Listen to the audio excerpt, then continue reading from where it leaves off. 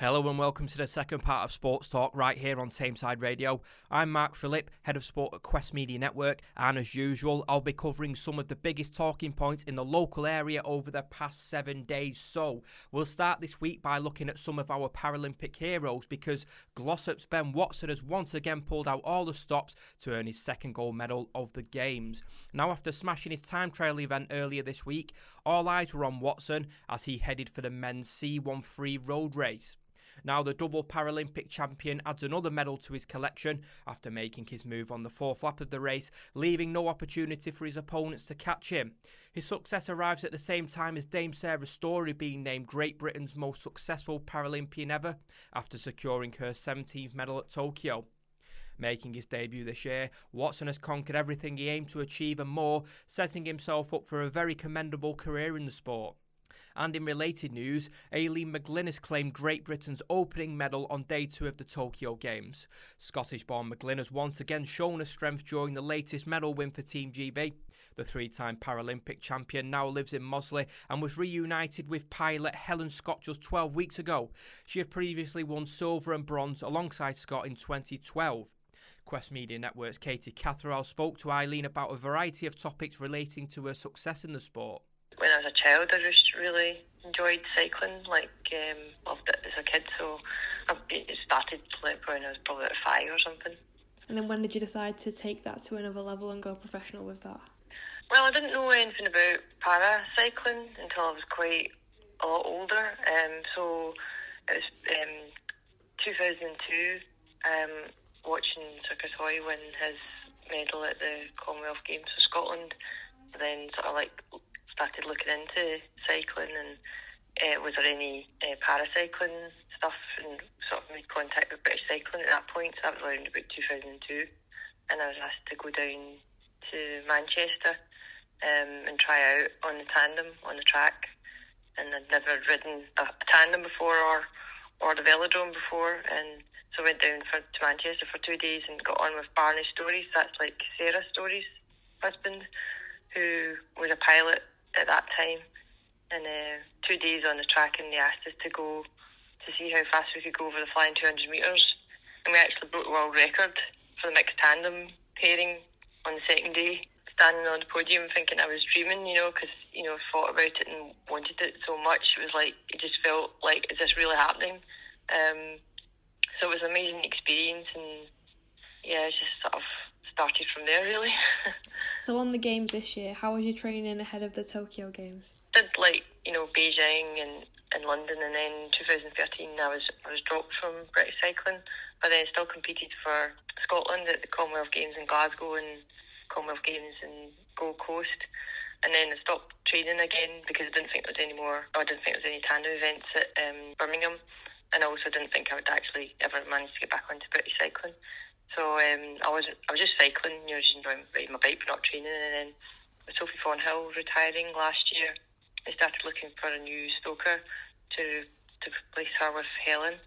So they contacted me in July last year and said that they were doing a stoker testing day in August, and was I still cycling and did a fancy getting back on and seeing if I be any good sort of thing. So I thought, well, it's one of those things, if I don't try it, I'll always wonder. So I thought, right, okay, I'll give it a go. And I tried to get, 4 weeks or something, I tried to get really fit using Swift and stuff. And fortunately, I've got a gym at home in the garage, so I started doing weights and stuff. So in August, when they did the testing, it was had the highest sort of peak powers and stuff when we did the testing. So that was really good. So they took me on with a number of other girls, and then it was kind of 12 weeks out that started sort of riding with Scotty, sort of 3 times a week sort of thing, really pushing on for the game. So it was basically a 12-week block that we had together. We gave it 100% every day, and all the way up to the games, all the way up to the day that we raced, and just really pleased with the time that we did. It's a personal best for us as a pairing, because we did ride together in London, and so it was probably 2.5 seconds faster than we'd gone before. So we're really pleased to come away with a silver medal. Even, we felt we earned that silver medal, because the times had moved on since London, and for such a short period of time together, we were really pleased. I think meeting up just 12 weeks before the event must just show how well you must work together. It really is incredible that. She's got a lot of experience now, Scotty, and she's really good at what she does. She's a really strong pilot. I don't have to worry about being wobbly or anything. She's good at handling the tandem, so that's really helpful. And now every member of the Paralympic GB cycling squad has come home with a medal, which is absolutely incredible for the sport, really, isn't it? Yeah, it's really, really good, and it's great for the people on the team. It'd be horrible to be the person who didn't. So it's really good that everybody has been successful, and the selection seems to have been done right. So what was the atmosphere in Tokyo like with restrictions, changing how things have been this year? Well, we had to wear a mask all the time, even outside, and in the sort of we were in a satellite village, so we weren't in the main village, so it was kind of more like a world championships where it's just all cyclists that you're mixing with, which was probably a positive thing given COVID, situation. There wasn't lots of different people around us, and in the dining hall it was kind of like a hotel kind of dining room, and it's dividers between a table of four would have front and at the side, and you had to wear gloves and stuff to collect your food and use tongs and stuff. So it was different, but it was fine, and it wasn't really too intense the heat either. We did some heat acclimatisation, but for us on the track, the velodrome as well, air conditioned, the apartments were well air conditioned, the buses were good air conditioning, so it was just maybe walking from the apartments to the food hall or whatever, that you were really out in the sun, so it was fine. And do you have any future plans in the sport yourself? I'm hoping I get selected next year for Common Games for Scotland again, and I'm hoping to ride with Jenny Hall, who's one of the endurance pilots, because she's Scottish, because Helen Scott is from Birmingham. She'd really like to ride with an English stoker, so we'll probably split up for that for next year, and it'll be interesting, because I don't think Jenny's done any sprinting, so that'll be interesting to see how that goes. Am I right in thinking that you've moved to Mosley now in Tameside? Yeah. So what do you think of the area that we're in? When I came down to start with, to train with British Cycling, in the 2004 or whatever, I used to stay with a couple in Mosley, so it's an area that I knew about. I never thought I'd actually end up staying here, myself, but whenever I cycle, I used to stay beside the velodrome, and whenever I cycle, I always come out this way, so I just love the area for cycling in, and I just think it's lovely. And just finally, to reiterate, how was the feeling like when you found out you got that silver medal in Tokyo this year? I couldn't stop smiling. You couldn't get the smile off my face. I was just so delighted that we did such a good ride, and that we come away with a silver medal. Fair enough, the Dutch went faster. We kind of hoped that we'd done enough to win, but the Dutch went a bit faster and won the gold. Fair play to them, but we were really pleased with what we'd achieved in such a short period of time. So there's some great news for our local Paralympic heroes. You can find more stories on our website, questmedianetwork.co.uk. Now we'll move into some football news, because our local sides were in action twice over the bank holiday weekend. But before we go into some of the results, the biggest news this week came from Ewan Fields, as Hyde United have appointed Jim Gannon as their first team manager. Now the former Stockport County boss, who has also managed Peterborough United, Port Vale and Motherwell amongst others, takes over from Dave McGurk, who resigned last week. 52-year-old Gannon enjoyed 3 spells in charge at Stockport, a club he previously played for from 1990 until 2000, and most notably delivered the Hatters a promotion to League One in 2008. His third spell in charge at Edgeley Park came to an end in January 2021 after being replaced by current Hatters boss Simon Rusk. Gannon spoke to Luke Edwards upon being announced as a manager, and this is what he had to say. The two games I watched were excellent. Fantastic attacking, really bright and sharp up front. Maybe over the course of the games they sort of tied a little bit, but I think they're having to use the same players for every game because of the injuries at the moment. But I'm sure that wasn't a measure of the team that played in the first 3. But there's a lot of good experienced quality players and some great young players. So I'm just looking forward to helping enhance what they do, and hopefully together we'll grow. Yeah, and obviously you're at Stockport County at a higher level. What does it take to succeed at this level? Obviously you've known it from Northwich in the past, but like you say, it's a really tough league, isn't it? Yeah, I think every league, no matter what level you work at, is really tough, but there's no real miracle or secret to success apart from hard work, being organised, working really hard, doing your jobs properly. I'm hoping that the little bit of tactical insight, a little bit of experience from being more efficient, a little bit of adding detail to some players' individual performance and the team's performance can help. But ultimately I'll just be helping support the players as they go about giving their best for Hyde. And obviously you can see the juniors are out and about. We've got the academy as well. I mean, there's a lot to like about the club, and in terms of the juniors as well. Is that something you look to enhance going forward? I'm very passionate about youth football and developing young players. It's great to see the hive of activity that's here. I mean, that's a side of the club that's flourished over the last 6 or 7 years. I'm very much a community man, a community football man. You know, whether it be a club run by a supporters trust or a club that's run for the community. So I'm really pleased to be a part of what I think is a fantastic community football club here. And first game's a tough one, FA Cup away at Morpeth. Yeah, I don't think I could have picked a longer trip. And then, you know, we've got Nantwich away and we've got South Shields at home, so baptism of fire. But like I said, you know, as you mentioned before, the Northern Premier League is an extremely tough league, becoming extremely competitive. Lots of finances in it, lots of really good sides.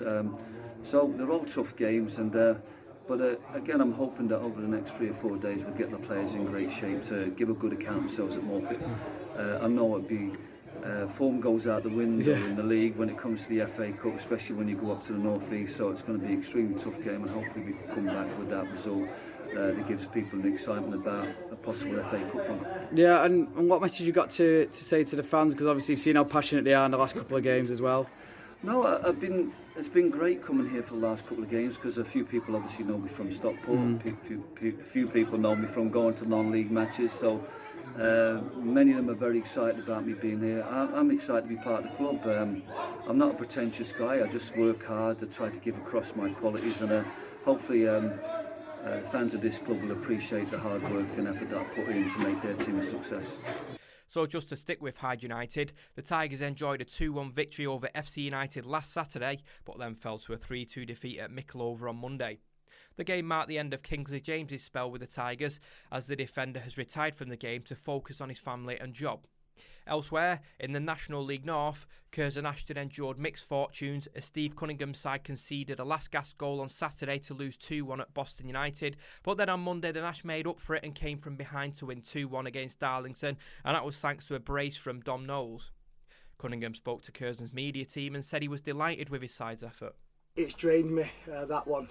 People saying, oh, you've got to calm down, but I couldn't. I needed to make sure that I was on top of the lads, because what they've given this football club over the last 10 days with 1 training session and 4 games in that time frame, it's an unbelievable achievement to be sitting 4th in the table today. And I know we've only played 4 games, we're not going to get giddy, but I think it shows how far this football club's come, not just through myself, but the players, the management staff, the board directors. There's a real good vibe at the moment, and when you look at the performance first half, it was okay against a good side. There was nothing in it to show character of not starting too great, going behind. I think teams last year, for our team last year, teams would have gone hunting after us like they did to us. They beat us convincingly last year. But I think you've seen everything that's changed in that 12-month period. To come back from a goal behind, Dom Knowles gets his 2 goals.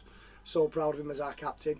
People have been sort of saying, oh, when's his goals going to come? I said, they'll come. Dom Knowles is a natural goal scorer, and his first one, you know, that's why I class him as the best number 9 in the league. We're lucky to have him. And then the second half, we let ourselves down with a little bit of discipline, which I was banging on about in the dressing room. And you're thinking, oh, we're backs to the walls, it's going to come. With what I've just said about 4 games in 10 days, we're not fresh. We've got a very small squad, but 4 subs on the bench.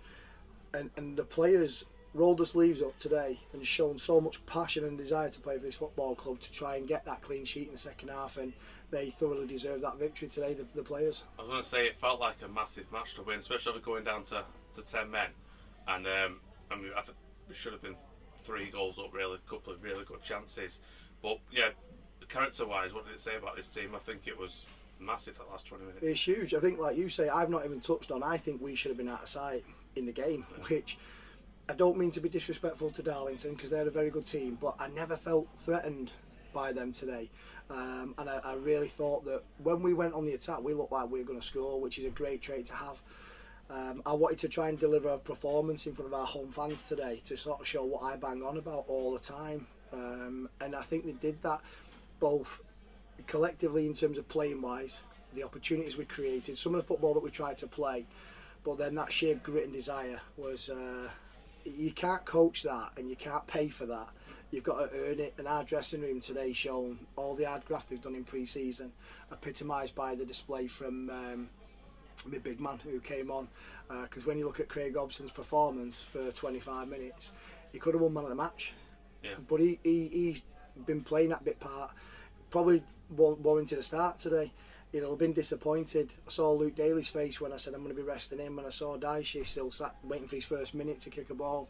To come on and do that, that shows you don't need the biggest resources, the biggest budgets. You need a team spirit, and he epitomised that. And I think Craig Hobson went a very long way to getting us them 3 points today. Well, Curzon will be hoping to make it back-to-back wins this weekend with a trip to Leamington. And there was a Tameside derby on Bank Holiday Monday as Stalybridge Celtic hosted Ashton United at Bowerfold. Before the game, Ashton United volunteer Patrick Finnegan walked from Hurstcross to Bowerfold to raise funds towards a new minibus for Ashton United in the community. It's estimated that Patrick's efforts raised over £1,000, so congratulations to him and the others who took part. Now, unfortunately for Ashton, they didn't have the same success on the pitch and they fell to a 1-0 defeat after conceding a 90th minute penalty scored by Celtic's Scott Backer. The Robins assistant manager Andy Neild was understandably gutted by the result, but believes results will soon come. And this is what he had to say to Ashton's media team following the defeat. The lads have done great. We've changed our shape. I thought tactically we hit it on nail on the head. We was able to get the players on in the right areas that we wanted to do. Dominated the game, but it's another cruel lesson of Northern Premiership football. It is cruel Northern Premiership football. You said though you changed the shape, went to a 3 at the back. What were the thinking behind that? Yeah, we want more of an attacking threat. We've got 3, the three lads who've played there today, Coatsy, Spratty and Rainsy, obviously loads of qualities. We knew, they're dangerous on set pieces. I think one of the lads there, one of the centre halves, I think he's got 3 already this season, so it was like, where they're going to hurt us was the lad who did hurt us in the end. That's all he did, he run off the ball, but we caught with it. There was no issues. They were trying to play for time. They wanted to draw. The game's over practically, and you just can't justify for individual errors. You can plan and do everything in the world, but mistakes at this level just they cost you. I said to the lads before the game that it'll be a mistake that wins either way, but I can go on and make excuses. I try to keep things above the line. Tom Bentham, is it offside? I don't think it is. Jack Redshaw's wasn't offside at the weekend. But you've got to make your own luck, and you've seen what we're about going forward. We'll continue to work at that. We've got quality players, and it's a long season, and we can't keep saying that. Of course, we've got to start putting the ball in the net. But cruel way to end the game. A 90th minute penalty is always cruel. You mentioned Tom Bentham there. Came on today and backing after his rib injury when he came off, see heavily strapped up. Is he one that he's got to have to play through now? He's courageous, isn't he? That's what we want in this club. That's what we're about. And he's an essence of myself, Clegg, and the coaching staff, and what we're trying to bring at Ashton United. Look at Ben Hardcastle there again. He's played in the 10. He's gone on a 4 right wing back, and we've been dominating down that side again. So there's some big players in this dressing room, and they've just got to keep believing, and we'll be all right. We will get there, but we expect to be winning games more, and it will come. It will come indeed. Hopefully it starts again on Saturday. Emirates FA Cup at at Hurst Cross against Hebburn. So it's going to be an interesting game against the side of the league below. Yeah, of course, FA Cup, a bit of a break, of course, from the league, which is always something to look forward to, but going North East, you're not going to get an easy game. So we'll prep well for that. I'm looking forward to it. The FA Cup's always special, and I suppose the timing of it after something like that is really good for us. So we'll prep really well for that. We've got a bit of information on them. We know they're a good side, and we won't be taking it lightly, regardless of the levels. And hopefully we'll get through to the next round. That's the plan. Now, in the opposing dugout, Celtic boss Simon Howarth was delighted to pick up the 3 points heading into this weekend's FA Cup fixture. This is what he had to say to Celtic's Taran Damrate following the game. Really pleased with the points. I thought we played well first half. We're pretty much in control without creating tons, but we were much the better team. And then I thought second half they came out and had a go and probably had a really good spell themselves. We rode it and defended well, which is pleasing, and it's another clean sheet. And if you stay in games like that, you get a chance, and it's just fallen our way today a little bit. Backers chased the lost cause, got a pen and put it away, and we've probably played better than that and got nothing, so we'll just take the 3 points. Is that sort of shows that the players didn't give up, even Backer he's running at the keeper in the last minute? Yeah, the positives are good fitness levels, kept doing the right things, kept doing what we want them to do, and we got a bit of luck with it today. We still need to be better going forward. We're a bit wasteful, and like I said, we're probably still needing one body at least up there. We're a bit short today with injuries and different things, but as I said to them, local derby, give it all you got. We're short on numbers. We're probably not where we just want to be, but go and get 3 points, and we have, and it's a massive lift for us to get that. You changed things slightly, obviously Ethan and Dougie coming in after coming off the bench at the weekend on Saturday. Were you pleased with them? Yeah, they both did well, so I thought they deserved to start, and at this level 2 games in 3 days takes it out of people, so that's all we could do to freshen it up. Like I said, we're short on bodies at the moment, got quite a few injuries, so it's the only thing we could do to try and brighten it up and freshen it up, and they both did really well, didn't they? And we got the 3 points which we set out for, and it was there for us today to take it, and we took the 3 points, so we'll take it and be happy with that. FA Cup on Saturday, a chance to build some momentum after this? Yeah, hopefully, like I said, we can hopefully go on a bit of a run. We've got a win today, we needed that 3 points, and hopefully we can win the cup game on Saturday and get through there and just go on a bit of a good run for us. I suppose it is pleasing, obviously, performances wise this season we've been really good in some games and not got anything, but today we weren't as good as we have been, but we have got the result, and that's important. Yeah, we got dragged down to it. It wasn't a great game, was it? And I think at this level you see teams struggling, backing it up on a Monday after the Saturday. I think all teams they were pretty flat. We were a bit flat. It wasn't much of a game, so you just got to get something out of it. So that's what we did. We got something out of it, and we're grateful for that. We'll play better than that and lose, and we have already this season. So we're not going to complain. We deserve something at Nantwich, possibly at Buxton. So we got a chance to take 3 points today, and we took them, and we'll just be thankful of that. And now looking at the start we've had in the teams we've had, it's not bad. 6 points really. There's 2 games at home now and 2 clean sheets, so from a defensive point of view, really good as well. Defence has been good. Shen's the back 3 lads like Keenan and Johan have been excellent, and everyone's worked really hard. Wedgie had a really good game today in front of that. So yeah, clean sheets is a good thing. If you get clean sheets, you get results, and the 2 clean sheets we've got results. But we do need to work on our attack a bit more, and like I said, that might be personnel. And finally, what are your sort of thoughts when Scott's going to take a penalty? Obviously we've seen him do a Panenka style kick before. What are you feeling about it? We've told him about the Panenkas, someone's going to read it eventually, but he's put one in the bottom corner. But good, he's earned it. He's chased the lost cause at the very end of the game, 94 minutes, got the penalty, and then it's always nerve-wracking because chance you win the game, don't you, if he scores it? So needing the points, we were a little bit edgy watching it, but Scott was cool as a cucumber and slotted it. So pleased for him, worked hard, pleased for us and all the lads, and sometimes you need reward for what you're trying to do, and we got it today. Across the borough, Mossley were heavily beaten 3-0 by Ramsbottom United at Seal Park on Monday. David Fish's side will be looking to put things right this weekend when Newton Aycliffe visit Seal Park in the FA Cup first qualifying round. And in the same competition, Ashton United host Hebburn Town, while Celtic entertain Colne. And as I mentioned earlier on, Hyde United under new boss Jim Gannon make the trip to Morpeth Town. Just sticking with the theme of football for a moment, because Ashton Pumas Football Club are hosting a tournament on Saturday at Denton Youth FC in memory of founding member Dom Fenton. Dom, who helped the club get to where it is today, tragically died suddenly at the start of April, leaving members devastated. The club has therefore decided to host the tournament in a bid to raise funds for Willowwood Hospice, a charity nominated by Dom's family. The day will include a tombola and raffle with amazing prizes donated by Mosley AFC, Hyde United and Droylsden Juniors, while members of the SC United women's team will also be in attendance.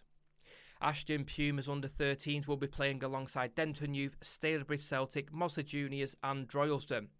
Now, the club also set up a GoFundMe page to raise funds for Dom's family, which generated over £3,000. There's a bit of cycling news now because this weekend the Tour de Manx cycle race does come through Tameside. Riders begin leaving the start point in Middleton in the Rochdale area of Greater Manchester at 7:30am on Sunday. 3 of the 4 associated events, the Mad Mank, the Full Mank and the Half Mank, will enter the borough from Compstall, travelling over Werner Flow through G-Cross, Hattersley, Mottram, Stalybridge and Mosley before departing into Greefield. Tameside Council, which is among the tour sponsors, will be hosting a feeding station at the Hare and Hounds pub on Werner Flow Road next to Hyde Cricket and Squash Club. And we've got a little bit of cricket news now because Ashton are looking to appoint a player coach for the 2022 season and beyond. After a struggle at senior level since moving into the GMCL in 2018, the club committee has taken the decision to bring in an experienced player who will help to develop a number of very promising juniors who, together with the current seniors, require the guidance to improve and push the club forward. Applications for this role are welcomed with a closing date of the 22nd of September, and further details can be found on our website questmedianetwork.co.uk. Well, to finish this week's Sports Talk, I was joined by Betfred's Alan Firkins to provide the latest odds in a number of markets ahead of this weekend. Alan, first of all, let's reflect on England's 4-0 victory over Hungary on Thursday night. It was a great victory and a great way to silence the hostile crowd. It was, Mark, yes, and a word about the crowd, how disgraceful. It's just terrible. It doesn't seem to improve, does it? As to the team, they were cracking, I thought. If Harry Kane had got his shooting boots on, it could have been 6 or 7 or more. Superb performance, really, really disciplined. I was really pleased for them. And of course it bodes well now for Sunday's game against Andorra. So what are the odds looking like for this fixture at Wembley? Yeah, not terribly competitive, Mark, as you can imagine. England Andorra, 5 o'clock the kick-off at Wembley Stadium on Sunday. England, the very prohibitive price, 1 to 100, 25 to 1 the draw, and 66 to 1 Andorra. I'm thinking you need to be perhaps a little bit more creative if you fancy a tickle on this one. And Leeds' Patrick Bamford, I really think should feature at some point, might even start perhaps. I'm sure that Gareth will shuffle his pack, and he's 11 to 4 to score the game's first goal. Yeah, I was going to say it's a great opportunity now for Southgate to rotate his squad, maybe utilise players that he's not used previously, like said Bamford before. So do you expect to see a pretty different side to the one we saw on Thursday? I do, yes. They've got a decent test in Poland in midweek, and it will be an ideal opportunity to give a run to people like Patrick Bamford, who's, I think, impressed a lot of good judges over the last 18 months or so, and to rest some of his top guys for that tougher test to come in Poland. Absolutely, and of course this weekend we've got Super League action. It's the Magic Weekend up at St James's Park in Newcastle. There's loads of tasty fixtures for this one. I'd say the pick of the bunch, it's got to be St Helens taking on Catalans Dragons. Catalans, of course, heading the table at the moment, so got all the ingredients to be a cracker. Yes, we've got the top 2, haven't we, in Super League at the minute. 3 matches on Saturday, 3 on Sunday. Magic Weekend back at St James's Park, always a huge thrill. For this particular cracker that you outlined there, Mark, Saints are 2 to 5, the tie 20 to 1, Catalans 2 to 1. If you fancy Saints and you're looking for a slightly more attractive price, the two-way handicap, Saints -6.5. The betting 10 to 11 there, so you're getting nearly even money. Saints just have to be winning this match by 7 points or more. If you think they can do that, Saints on the two-way handicap, -6.5, 10 to 11. And just looking ahead to the grand final, Saints, of course, outright favourites for the grand final at 6 to 5 as we speak with Betfred. Well, our thanks as usual go to Betfred for providing the latest odds ahead of this weekend's fixtures in rugby and football. Well, I'm afraid that's all we've got time for this week's show. However, if you do want to find more local sports news, you can head to our website, questmedianetwork.co.uk.